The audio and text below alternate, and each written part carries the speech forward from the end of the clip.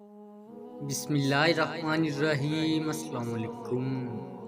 وہ سابق پولیس ملازم تھا جسے رشوت اور پولیس کے خفیہ آپریشن کی مخبری کے الزام میں ملازمت سے برطرف کر دیا گیا تھا۔ اس وقت فیصل آباد کی ٹیکسٹائل مل میں اچھی پوسٹ پر فائز تھا اور فیملی بھی اپنے ساتھ فیصل آباد لے گیا تھا، کیونکہ اس کے ادارے نے اسے قابل نہیں چھوڑا تھا کہ وہ اپنے عزیز و اقارب کے سامنے سر اٹھا کر جی سکے۔ اس نے کہا تھا، سر میری خواہش بہت عجیب ہے۔ میں نے پوچھا، کیا عجیب خواہش ہے تمہاری؟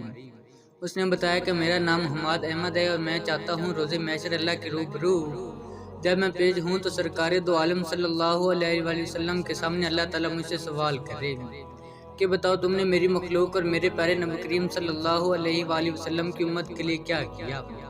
تو میں بتاؤں گا کہ میرا سینئر آفیسر اپنے اعلیٰ افسران کی خوشنودی کے لیے ایک تقریباً بے گناہ نوجوان کو پکڑ کر لایا تھا اور میرے حوالے کرتے ہوئے حکم دیا تھا کہ صبح جب میں آؤں تو یہ شخص نہ بیٹھنے کے قابل ہو، نہ پیروں پر کھڑا ہونے کے قابل ہو، نہ ہی پیٹھ کے بل لیٹ سکے، اسے میرے سامنے اس حالت میں پیش کیا جائے یہ گھٹنوں کے بل کھڑا ہو۔ میں نے نئی پولیس فورس جوائن کی تھی، لہٰذا میرے دل میں خوف خدا باقی تھا۔ میں نے نوجوان سے تنہائی میں اس کا جرم پوچھا تو اس نے بتایا کہ ایک پولیس آفیسر کا ماموں زاد بھائی میری بہن کے ساتھ دست درازی کر رہا تھا۔ میرے منع کرنے پر بھی باز نہیں آیا تو میں نے اسے بزور بازو روکا۔ اپنی بہن کی عزت کی حفاظت کر کے ابھی گھر پہنچا ہی تھا، قانون کے رکھوالے اس پولیس آفیسر کے ماموں زاد کے ہمراہ میرے دروازے پر پہنچ گئے، مجھے پکڑ کر گاڑی میں بٹھا اور جس لڑکے کو میں نے اپنی بہن کے ساتھ بدتمیزی سے منع کیا تھا اسی لڑکے نے مجھے طاقت جتاتے ہوئے کہا، اب تیری بہن ہی تجھے چھڑا کر لائے گی، مگر مجھے خوش کرنے کے بعد۔ اتنی بات کرنے کے بعد لڑکا رونے لگا۔ میں نے اسے دلاسا دیا، موٹر سائیکل کا بٹھایا، اس کے گھر پہنچایا جہاں اس کی بوڑھی ماں جوان بہن اس کے منتظر تھی، اور کہا کہ تم راتوں رات ان کو لے کر کسی دور کے عزیز کے پاس چلے جاؤ جہاں کسی کو تمہارا علم نہ ہو۔ ساتھ ہی جیب میں موجود رقم ان کے ہاتھ پر رکھی اور واپس تھانے پہنچ گیا۔ میں نے یہ سب کچھ اس وجہ سے کیا کیونکہ مجھے پتا تھا نہ تو اس لڑکے کی قانونی طور پر گرفتار کیا گیا تھا، نہ ہی کسی ریکارڈ میں تھا، لہٰذا جو ہی صبح میرے سینئر آ کر مجھ سے لڑکے کے متعلق پوچھا تو میں نے بتا دیا کہ لڑکا بے گناہ تھا، میں نے چھوڑ دیا۔ جب سینئر کو میرے اس فیصلے کا علم ہوا تو اس نے میرے خلاف نہ صرف خود سخت ایکشن لیا بلکہ اس پولیس آفیسر تک بھی میری کاستانی پہنچائی جس کی ماں پر اس مجبور لڑکے کو گرفتار کیا گیا تھا۔ یوں میرے خلاف محکمانہ کارروائی کا آغاز ہوا، مجھے رشوت لینے، خفیہ آپریشن کی مخبری کرنے کے الزام میں جیل بھیج دیا گیا۔ میری جاب چلی گئی، میں سزا پوری کر کے بحر آیا مل میں ملازمت اختیار کر لی۔ اللہ تعالیٰ نے مجھے ترقی دی اور میں سرکاری نوکری سے اچھا کمانے لگا۔ میری نوکری جاتے ہی میرے رشتہ داروں نے مجھ سے نظریں پھیر لی، مجھے اور میرے بچوں کو شدید ذہنی اذیت کا سامنا کرنا پڑا، یہاں تک ہم نے مجبور ہو کر وہ گاؤں ہی چھوڑ دیا۔ آج میری فیملی میرے ساتھ، میں نے بچوں کو بہترین تعلیم و تربیت دی ہے۔ میری خواہش ہے کہ نبی کریم صلی اللہ علیہ وآلہ وسلم کے روبرو جب اللہ تعالیٰ مجھ سے یہ سوال کرے تو میں جواب دوں کہ اے اللہ، میں نے ایک امت محمدیہ کی بیٹی کو ابرو ہونے سے بچایا، ایک بے گناہ امتی کو پولیس کے تشدد سے بچایا۔ میں نے اس نیکی کے بدلے اپنی ملازمت سے ہاتھ دھو لیے مگر کبھی شکوہ نہیں کیا۔ میں اپنے بچوں کو بھی ایسی تربیت کر کے آیا ہوں، اگر کبھی وقت پڑا تو وہ حرمت رسول صلی اللہ علیہ وآلہ وسلم ان کی امت کی بیٹوں کے دفاع اور امت کی خاطر جان تک کی قربانی دینے سے گریز نہیں کریں گے۔ حماد احمد صاحب کی بات ختم ہوئی تو میں بے اختیار میرا دل چاہا کہ اس شخص کے قدم چوم لوں۔ مجھے یقین ہے روز محشر جب یہ اپنی قربانی کا ذکر کرے گا تو اسے سایہ عرش و شفاعت رسول اللہ صلی اللہ علیہ وآلہ وسلم ضرور نصیب ہوگی۔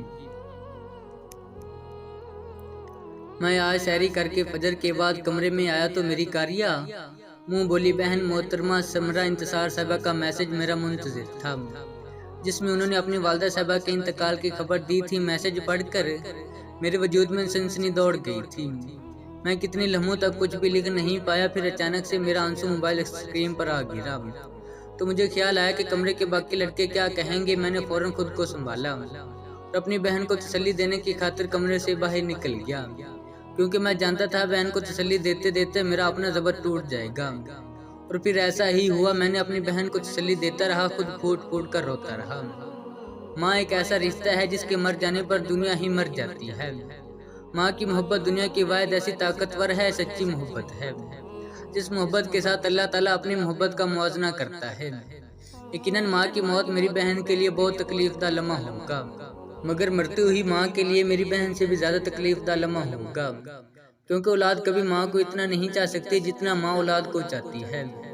میں ماں کی محبت کی ایک چھوٹی سی مثال دیتا ہوں۔ ایک بار میری والدہ صاحبہ بیمار تھی، شدت کی ٹھنڈ پڑ رہی تھی۔ میں نے دوست سے موٹر سائیکل مانگی اور والدہ صاحبہ کو سردی سے بچانے کے لیے گرم کپڑوں میں اچھی طرح لپیٹ کر موٹر سائیکل پر بٹھا کر ڈاکٹر کی طرف روانہ ہو گیا، مگر جب اسپتال پہنچ کر دیکھا تو میری والدہ صاحبہ کے جسم پر محض ایک دوپٹہ تھا۔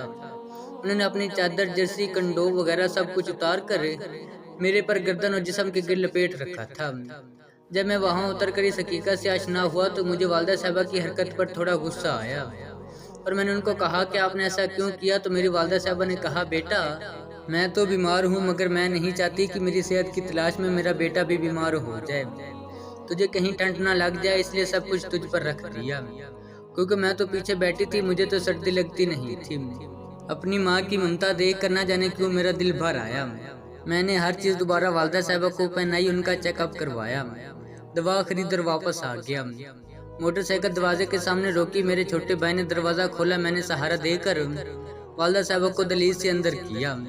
وہ دروازے کا سہارا لے کر میرے چھوٹے بھائی کے پیچھے پیچھے چلنے لگی۔ میں موٹر سائیکل کے ساتھ لٹکیاں دوایا لینے کے لیے واپس مڑا، دویات لے کر جو ہی دہلیز سے اندر قدم رکھا تو میرا جوتا دہلیز سے ٹکرا گیا۔ اس سے پہلے کہ میں منہ کے بل گرتا میری والدہ نے تکلیف بھول کر میری طرف لپکی تاکہ مجھے سہارا دے سکے، مگر میرا بوجھ برداشت نہ کر سکی اور ہم دونوں ماں بیٹا میرے چھوٹے بھائی پر جا گرے جو تیزی سے ہماری طرف ہی بڑھ رہا تھا۔ شکر الحمدللہ میرے بھائی نے سہارا دے کر مجھے اور میری والدہ صاحبہ کو گرنے سے بچا لیا اور ساتھ ہی آرام سے چلنے کا مشورہ دیا، مگر میرا ذہن میری ماں کی ممتا پر اٹکا ہوا تھا۔